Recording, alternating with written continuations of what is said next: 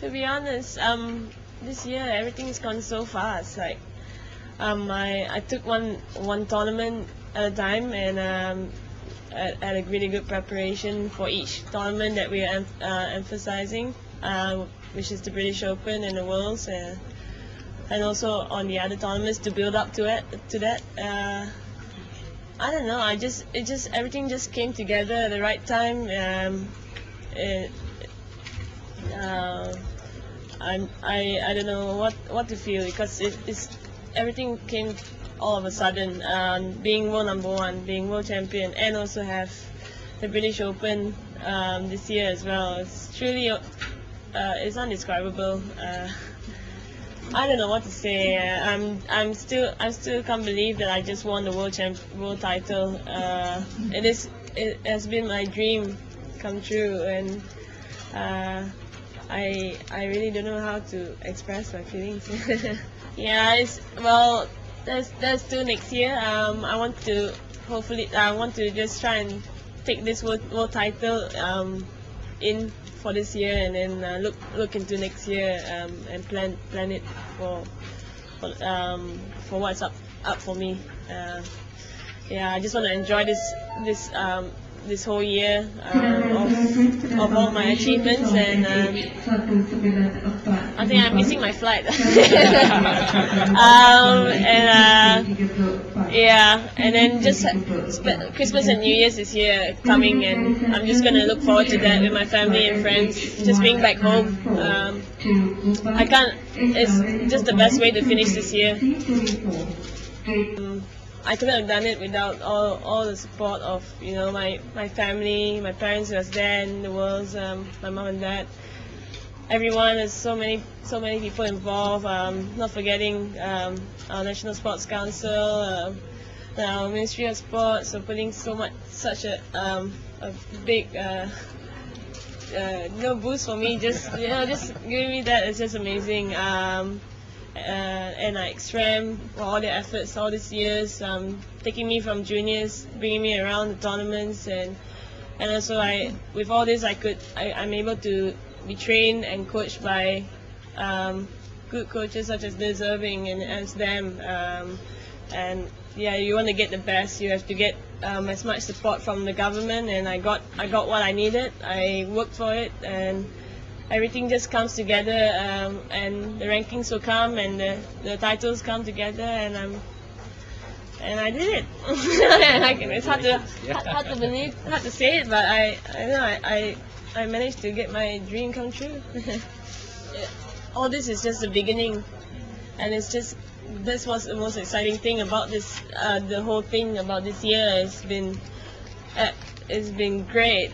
But it's still just a small part of my squash career. It's just the start of what is about to come, and I can't wait for what is up for me, because there's so much to learn, not only from the players, from just playing more tournaments, building on what I have to do. Just bringing up the squash. There's so much areas I still have to work on, and it is truly exciting. We'll see how it goes. The thought of being world champion has to settle in. It'll take a while. So I don't think the pressure or anything will come in just yet. It's just a matter of playing my game and doing what I can do best. I can't do better than my best. So that's what I always say. And enjoy the moment. Just have a blast with my friends and my family, and just writing off December pretty much from squash. I think it's been a lot of things to really absorb, and so I think I'll take that month to really soak everything up, and then start afresh in January again. And I do like probably half the year. Every alternate quarter I'm in Amsterdam, and then the other quarter I'll be in Malaysia. So during the summer and winter I'm in Malaysia, and then I go overseas again for training in the other months. But now I think I'll be in Amsterdam a lot more. Yeah, on the finals. you just want to go in there and start strong, and she was going to do the same, you know. So she started stronger, I think, and got well ahead in the fall-off lead, and then you just start to back off a little bit, and then you realize no, you have to really match it, then bring it up a notch. So I managed to get up there, got it to 6-4, and it was close all the way. I think throughout the whole match, it was slowly trying to find that bit extra to get over her, and she is. I mean, she was holding the world #1 status for 13 months or 14 months, and she has so much experience behind her. So it's really hard to find, like, to really stay in there with her. It is a battle, and I managed to find that in the second game. And she lost a little bit of the rhythm, but I forced it on her. But she changed a bit in the third and in the fourth. And in between the game as well, she changed because of the conditions of the courts, and I had to accommodate that.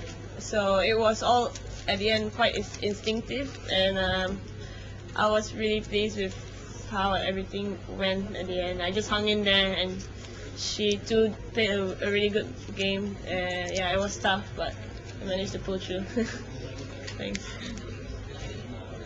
I think it's a matter of, like, whether you want to take all that pressure in, and if I were to see everything and take every single pressure in, I will just break down. You know, it's all about how much you're capable of doing, what you can do, and you know, put as much effort in your training and in your preparations as much as possible, and just trust what you're doing. I think that's the main thing, because we tend to, like, not really trust ourselves in our preparations, and that's why we put the pressure on ourselves to perform. But if everything is going according to plan, things can't go too wrong. You just have to just keep taking one thing at a time, and you know, it comes together the way it should be.